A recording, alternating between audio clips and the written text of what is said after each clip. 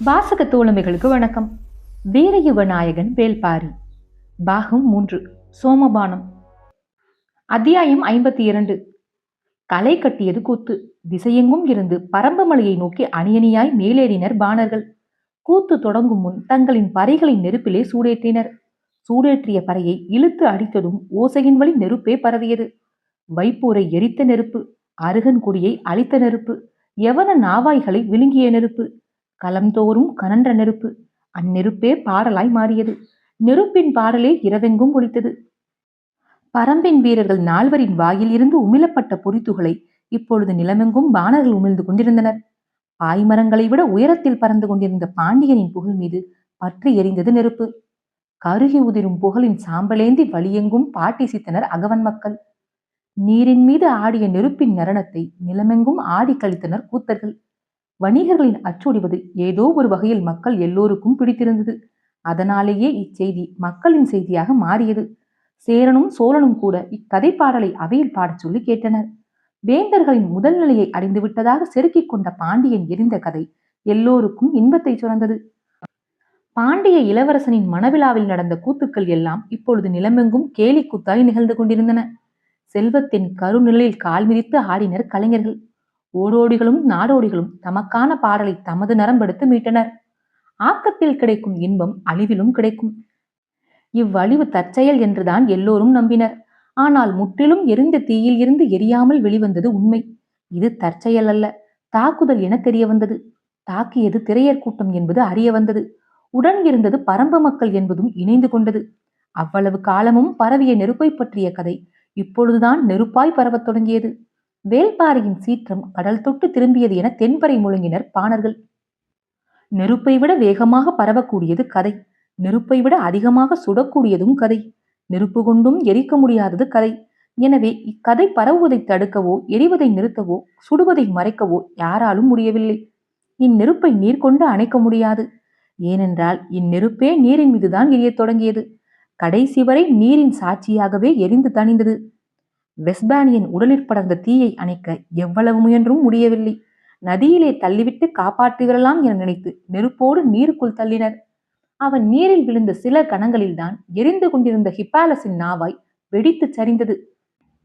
வெஸ்பானியன் எரிந்து மூழ்கினானா, மூழ்கி எரிந்தானா என்பது தெரியாமலே போய்விட்டது.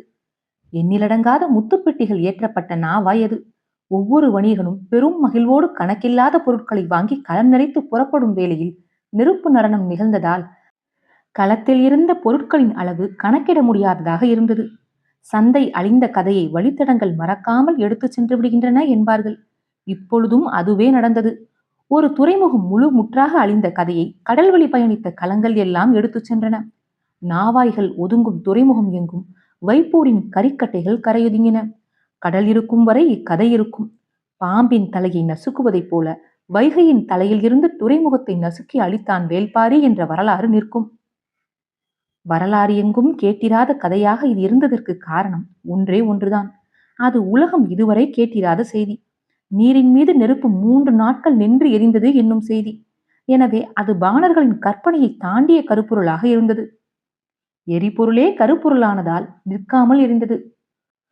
சுடும் சொற்கள் பற்றி எரிய எரியும் நெருப்பு சொல்லென சுட்டது. பாடும் ஒவ்வொருவனும் ஒவ்வொரு கதையை பாடுகிறான்.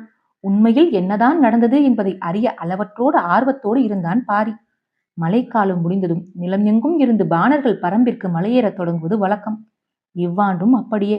பரம்பின் தாக்குதலை எழும் அலைகளும் வீசும் காற்றும் எங்கும் பேசிக் கொண்டிருக்க துள்ளி குதித்து மலையேறினர் பாணர்கள்.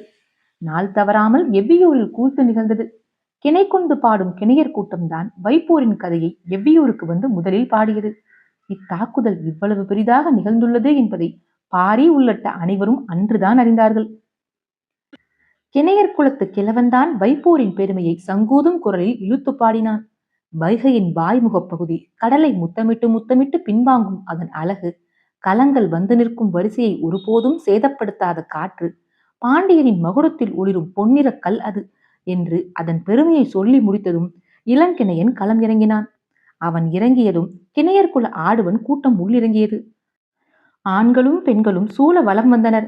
கிணைப்பறையின் ஒளிக்குறிப்பு அவர்களுக்கான நுணுக்கங்களை சொல்லிக் கொண்டிருந்தது. காலம்பன் பாரியின் இடப்புறம் அமர்ந்திருந்தான். ஏதோ ஒரு கூத்தினை பார்க்கிறோம் என்ற எண்ணத்தில்தான் அவன் அமர்ந்திருந்தான். அந்த கூத்தின் நாயகன் அவன்தான் என்பது தொடக்கத்தில் புலப்படவில்லை. நெருப்பின் அகன்ற வாய் கலங்களை மென்று தின்ற பொழுது பல்லுக்குள் சிக்கிக் கொண்ட பாய்மரத்தினை ஒடித்து உள்ளே தள்ளினான் காலம்பன் என்றான் கிணையன். கேட்டுக்கொண்டிருந்த காலம்பன் அதிர்ந்து உட்கார்ந்தான். கூட்டம் எழுப்பிய உற்சாக ஒளி விண்ணை தொட்டது. தாங்கள் பாடும் கதையின் நாயகன் தங்களின் கண்முன்னால் உட்கார்ந்திருக்கிறான் என்பது கிணையர்களுக்கு தெரியாது.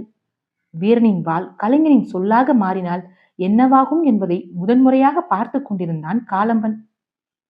எரியுளியால் எண்ணற்ற வீரர்களின் உடல்களை செருகியபடி தோளிலே தூக்கி வந்த காலம்பனின் உடல்வாகினை இளைஞனையன் பாடிய பொழுது கூத்தரங்கு அதிர்ந்தது.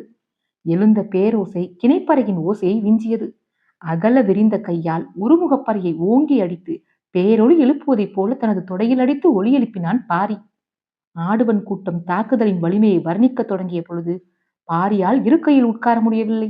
காலம்பனின் வீரச் செயல் பரம்பு குடிகளுக்கே பாடம் சொன்னது. இசையும் கூத்தும் உச்சியில் ஏறி நிற்க பரிமாறப்படும் தாக்குதலின் விவரங்கள் கூத்துக்களத்தை போர்க்களமாக்கின. சீறி எழும் சினம் கொண்டு பகைமுடிக்கும் ஒற்றை சொல்லோடு பாடலை முடித்தான் இளங்கிணையன். கூத்து கேட்டவர்களின் ஆவேச உணர்ச்சி எல்லையற்றதாக இருந்தது. கூட்டத்தில் உட்கார்ந்திருந்த திரையர்கள் கண்ணீர் பெருக பார்த்திருந்தனர். தங்கள் குலத்தலைவனை பற்றி பாடும் முதற் பாடல் இது. காலம்பன் உறைந்து நின்ற பொழுது எதிரில் வந்து வணங்கி நின்றான் பாரி. பாடிய கிணியர்களுக்கு தங்களது கதையின் நாயகன் இவன்தான் என்று அப்பொழுதுதான் புரிய தொடங்கியது. காலம்பனை கண்கொண்டு பார்த்ததும் தாங்கள் செய்த தவறை உணர்ந்தனர். காலம்பனை விரிந்த மார்பன் என்று தவறாக பாடிவிட்டோம். இவன் விரிந்த மார்பன் அல்லன், எதிரி தன் இரு கையை எவ்வளவு விரித்தாலும் அடங்கா மார்பன் என்று சொல்லி மறுபாடலை தொடங்கினான் இளங்கிளையன். இப்படித்தான் தொடங்கிய கூத்து எதுவும் விடியும் வரை முடிவது இல்லை. மறுநாள் இன்னொரு பாணர் குழு வந்து சேரும். மீண்டும் வைப்பூர் பற்றி எரியும். கடலில் கலந்த நாவாய்களின் சாம்பல் கதையெங்கும் மிதக்கும். இடுக்கையும் உடுக்கையும் அந்தரியும் ஆகுளியும் உருமையும் முழவுமாக கருவிகளின் முழக்கத்துக்கு ஏற்ப வைகையின் நெருப்பு வடிவு கொள்ளும். எவ்வியூர் மக்களுக்கும் வந்து சேர்ந்த திரையர் கூட்டத்துக்கும் பெரும் துன்பத்தில் இருந்து மேலேறிய வேண்டிய தேவை இருந்தது. அந்த தேவையை கூத்துக்களே இட்டு நிரப்பின. நாட்கள் நகர்ந்தன. திரையர்குடி பரம்பு குடியானது. திரையர் குலத்தின் மூத்த பெண் ஒருத்தி கூடை நிறைய பழங்களை கொண்டு வந்து கொற்றையின் முன்னால் வைத்து பரப்பினாள். வழிபாடு தொடங்கப் போகும் முன்பு நடக்கும் சடங்கிது. வைக்கப்பட்ட பழங்களுக்கு எல்லாம் குலநாகினி கண் திறக்க முயன்ற பொழுது தேக்கன் தடுத்தான். கண் திறக்காத பழங்களே திரையர்களை கொண்டு வந்து சேர்த்தது என்றான். குலநாகினிக்கு புரிந்தது. கூட்டத்துக்குள் இருந்த அளவனை அருகில் வரச் சொன்னாள். ஏன் என்று அவனுக்கு புரியவில்லை. தயங்கியபடி அருகில் வந்தான். அள்ளி முத்தமிட்டாள் குலநாகினி. ஏன் என்று திரையர்களுக்கு புரியவில்லை. அளவனின் கண்களில் நீல வளையம் பூத்து அடங்கியது. கொற்றவையை வணங்கி மண்ணெடுத்து காலம்பனின் நெற்றியில் பூசினாள் குலநாகினி. குலவையொளி பெருகி மேலேறியது. பறவைகளின் படபடப்பையும் மீறி வெளிக்கேட்டது தேவவாக்கு விலங்கின் குரல். ஓசை அடங்கியதும் பரம்பின் ஆசான் அறிவித்தான். வழக்கமாக 16 குலங்களுக்காக நடைபெறும் கொற்றவை கூத்து அடுத்த முறை 17 குலங்களுக்காக நடைபெறும். ஆனால் தேவவாக்கு விலங்கு பழம் எடுத்து கொடுத்து தொடங்கும் கதையல்ல திரையர்களின் கதை. தேவவாக்கு விலங்கையே எடுத்து கொடுத்து தொடங்கும் கதை. கூட்டத்தின் குலவையொலி காட்டை கிட்டித்தது. திரையர் குல பெண் ஒருத்தி உடல் சிலிர்த்து ஆடத் தொடங்கினாள். தூதுவையின் நினைவோடு அருளாட்டம் தொடங்கியது. உரிமைகள் நரம்பினை முறுக்கின. அவள் ஆடும் பரப்புக்கேற்ப கூட்டம் விலகி கொடுத்தது. நேரம் ஆக ஆக ஆட்டத்தின் ஆவேசம் உச்சம் கொண்டது. கைகளை திருகி முறுக்கி தலை சுற்றி நிமிரும் அவளின் முகம் கொள்ள எதிர்கொள்ள முடியாததாக இருந்தது. பொழுதாவதை உணர்ந்து ஆடுபவளை நிலை கொள்ளச் செய்ய குலநாகினி களமிறங்கினாள். திரையர்குல பெண்களின் உடல்வாகு எளிதில் அடக்க முடியாதது. உயரத்திற்கும் உறுதிக்கும் இணையற்றது. அதுவும் அருள் இறங்கி ஆடும் பெண்ணை அணைத்து நிறுத்த எவரால் முடியும்? எவ்வளவு முயன்றும் குலநாகினியால் எதுவும் செய்ய முடியவில்லை. கொற்றவை கூத்தின் பொழுது மற்ற குலப்பெண்கள் 2-3 பேர் அருள் இறங்கி ஆடினாலும் இறுதியில் அடக்கி நிறுத்துபவள் குலநாகினி. தோற்றத்திலும் உடல் வலுவிலும் இணையற்றவளான பரம்பின் மூதாய் குலநாகினி. திரையர் குலத்தின் ஒற்றை பெண்ணை ஏது செய்தும் நிறுத்த முடியவில்லை. பார்த்து கொண்டிருந்த வேளிர் குல பெண்களுக்கு வியர்த்தது. உரிமையின் நீலோசையும் உருண்டு ஓடும் குலவையொலியும் சூழலின் ஆவேசத்தை அதிகமாக்கிக் கொண்டே இருந்தன. நிலைமையை எப்படி கைக்கொள்வது என்று யாருக்கும் புரியவில்லை. பாரியின் எண்ணங்கள் எங்கெங்கோ போய் திரும்பிக் கொண்டிருந்தன. குலங்கள் தாங்கள் அழிந்த கதைகளோடு களம் இறங்கிவிட்டால் அவர்களை ஒருபோதும் ஆற்றல் கொண்டு நிறுத்த முடியாது. அவர்களை நிறுத்துவதற்கான வழியை கதைகளுக்குள் தான் கண்டறிய வேண்டும் என்று சிந்தித்துக் கொண்டிருந்த பொழுது அருகில் இருந்த ஆதினி சொன்னாள். சூழிவேலினை வணங்கி ஆண் வெற்றிலையை கொண்டு வந்து அரங்கில் வையுங்கள். ஆவேசம் தணிந்து அமைதியடைவாள் தூதுவை. குரல் கேட்டு அதிர்ந்தான் பாரி. செய்வதறியாது திகைத்துக் கொண்டிருந்த அரங்கம் ஆதினியின் குரலை இறுக்கி பற்றியது. சிறிது நேரத்திலேயே ஆண் வெற்றிலையை கொண்டு வந்து பாரியின் கையில் கொடுத்தனர். சூழிவேலினை நினைத்தபடி அரங்கின் நடுவே ஆண் வெற்றிலையை வைத்து வணங்கி நின்றான் பாரி. கொற்றவையின் முன்னால் அடங்கி அமர்ந்தாள் தூதுவை. புதிய மரபுகள் உருவாகிக் கொண்டுதான் இருக்கின்றன. குலங்கள் அடிபட்டு பரம்புக்கு வந்து சேர்ந்த பொழுது இப்படித்தானே தம் முன்னோர்கள் மரபுகளை உருவாக்கியிருப்பார்கள் என்று பெரியவர்கள் பேசிக்கொண்டனர். மலை மக்களின் எந்த ஒரு குடியும் இனி தனித்து வாழ முடியாது. குடிகளை இணைத்து நாடாக்காமல் விட்டுவிட்டோம். நாட்டின் அமைப்புகளை உருவாக்காமல் இனி எக்குடியும் தப்பி பிழைக்காது என்ற எண்ணங்கள் உருவான பொழுது தப்பி பிழைத்த குடிகள் எதுவும் இல்லை என்ற நிலை உருவாகிவிட்டது. பரம்பு மட்டுமே நமக்கு மிஞ்சியுள்ள ஒரே இடம். இதனை என்றென்றும் காத்து நிற்பர் எம் குல வழியினர் என்று ஆவேசம் கொண்டு சூளுரைத்தான் காலம்பன். சேரனின் அவையிலும் வைப்பூர் எரிந்த கதை பாடப்பட்டது. உதயஞ்சேரலின் கன்னங்கள் பூரிப்பில் சிவக்கும் அளவிற்கு வைப்பூர் நெருப்பு சுகம் கொடுத்தது. குளிருக்காக நெருப்பை அணைத்து மகிழ்வதைப் போல மகிழ்வுக்காக நெருப்பை இடைவிடாது அணைத்து கிடந்தான் உதயன். குரல்வாய்ப்பாணர்களின் போட்டி பாடல்கள் நாள்தோறும் நடந்தன.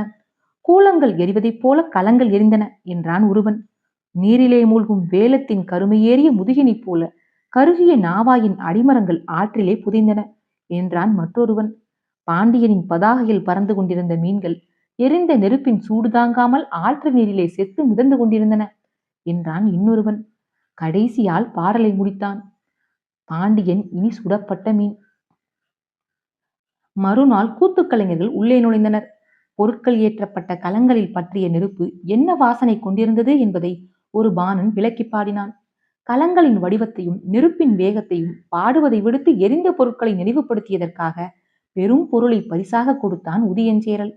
அதன்பின் வைப்பூரில் எரிந்த நெருப்பின் வாசனை சேரனின் அவையில் நாள்தோறும் மணக்கத் தொடங்கியது.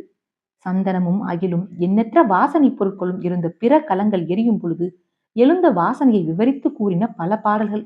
மிளகும் பாக்கும் கருகிய வாசனையை பாடிய கூத்தனுக்கு அள்ளி வழங்கினான் சேரன். அரிசந்தனமும் லவங்கமும் பாதி எரிந்து மூழ்கிய பொழுது எழுந்த வாசனை பற்றி மிக நுட்பமாக குறிப்பை பாடினி ஒருத்தி பாடினாள். அவளுக்கு உதயஞ்சேரல் கொடுத்த பரிசு பொருட்கள் பற்றி தனி பாடலே உருவாயிற்று. சேரனின் தலைநகரான வஞ்சி முழுக்க வைப்பூரின் வாசனையே மிதந்தது. ஆனாலும் உதயஞ்சேரலுக்கு ஆசை அடங்கவில்லை.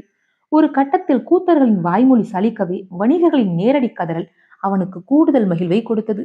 துறைமுகத்தில் வந்திறங்கும் ஒவ்வொரு வணிகனும் ஒவ்வொரு கதையோடு வந்திறங்கினான். பெரு வணிகன் என்று இருமாப்பு கொண்ட பலரின் கதை வைப்பூரோடு முடிவுக்கு வந்தது.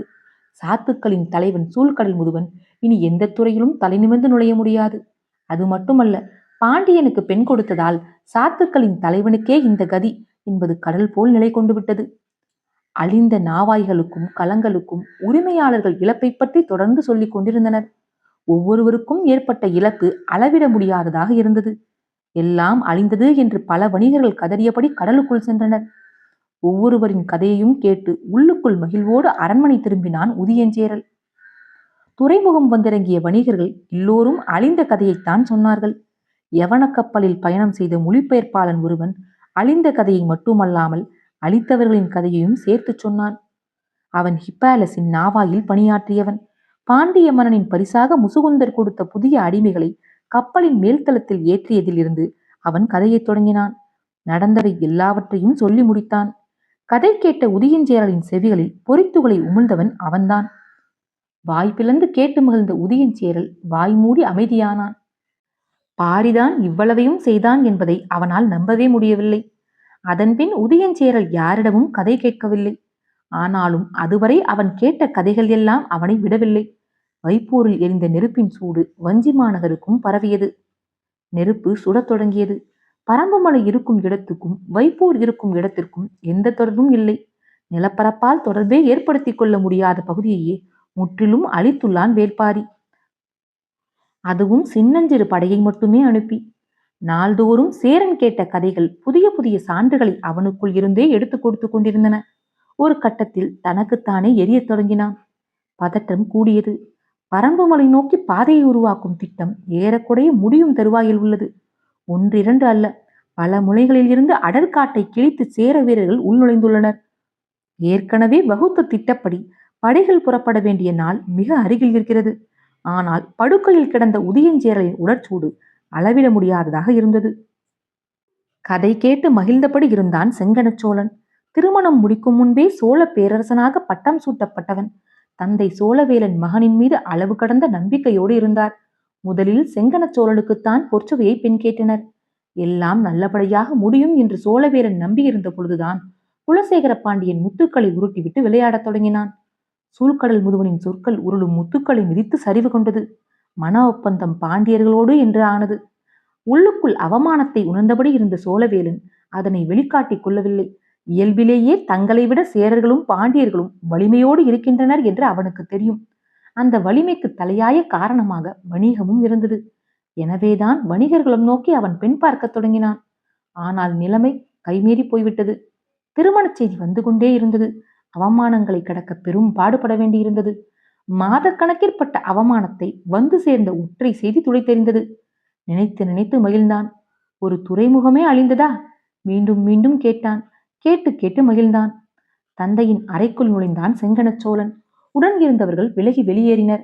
மகிழ்ந்து கிடக்கும் தந்தையை பார்த்து மகன் கேட்டான். பாண்டியன் எரிந்ததற்கே இவ்வளவு மகிழ்கிறாயே, பரம்பு எரிந்தால் எவ்வளவு மகிழ்வாய்? அதிர்ந்தான் சோழவேலன். மகனின் ஆற்றல் அவனுக்கு நன்கு தெரியும். அதனால்தான் இவ்வளவு இளம் வயதில் முடிசூட்ட வேண்டுமா என்று பலரும் தயக்கம் காட்டிய பொழுதும் துணிந்து செங்கனச்சோழனுக்கு பட்டம் சூட்டினான். அதிர்ச்சியிலிருந்து மீளாமலே கேட்டான் சோழவேலன். முடியுமா மகனே? இது நாள் வரை இவ்வினாவிற்கு விடையின்றி இருந்தேன். இப்பொழுது அதனை அறிந்துவிட்டேன். எப்படி? நம்மையோ நமது முயற்சியையோ இதுவரை பாரி அறியவில்லை. இனிமேல் அவன் அறியப்போவதே இல்லை. ஏன் என்றால் அவனது முழு கவனமும் திசை திரும்பிவிட்டது.